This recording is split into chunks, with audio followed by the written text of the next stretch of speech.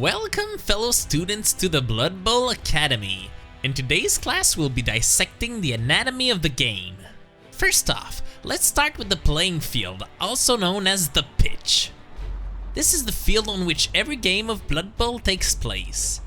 The areas at either end of the field are called end zones. End zones are pretty much the nicest part of the field, because if you get to bring one of your players in the opponent's end zone in possession of the ball, you score a touchdown. The first thing that you need to learn is that touchdowns are always fun. When they are in your favor, of course, because the team with the most touchdowns wins the game. The other parts of the field are the white zones, and the center line of the field is the halfway line. Finally, the part of the halfway line that is between the white zones is called the line of scrimmage, also known as LOS. Enough with the pitch, now let's talk about players' anatomy. According to the Blood Bowl official rules, there are 4 player positions: blitzers, catchers, throwers, and linemen.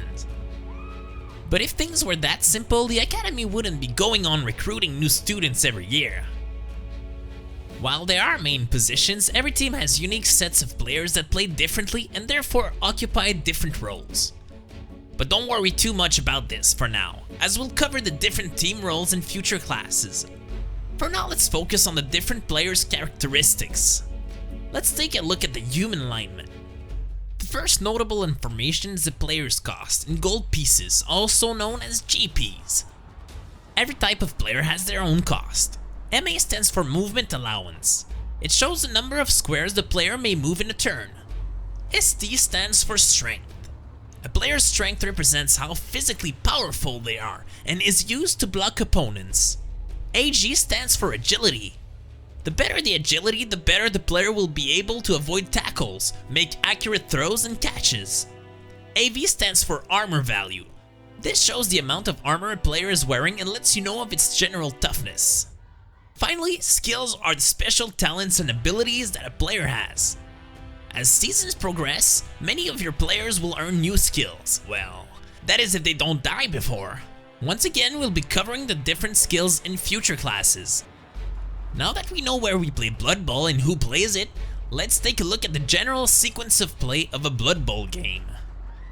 A game is separated into 2 halves of 8 turns per players. As we said earlier, at the end of the second half, the team with the most touchdowns is the winner. Once you have found an opponent unworthy of playing against you, you will proceed to the official coin toss.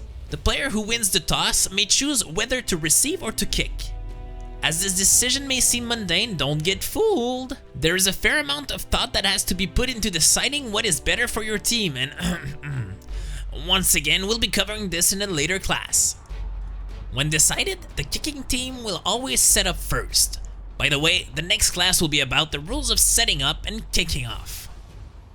When both teams have set up their players, the kicking team kicks the ball. A kickoff event will trigger, and unless the blitz event is rolled, the receiving team starts the turn.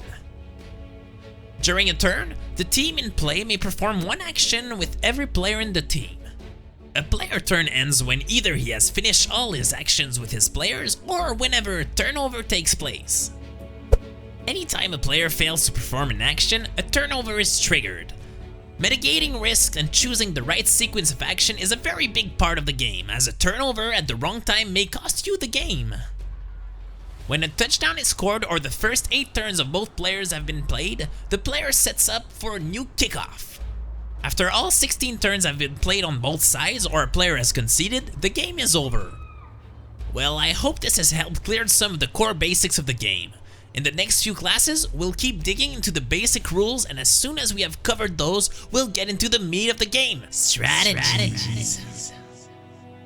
Thanks a lot for assisting to this class. Don't forget to register by smashing that subscribe button and get ready to fumble!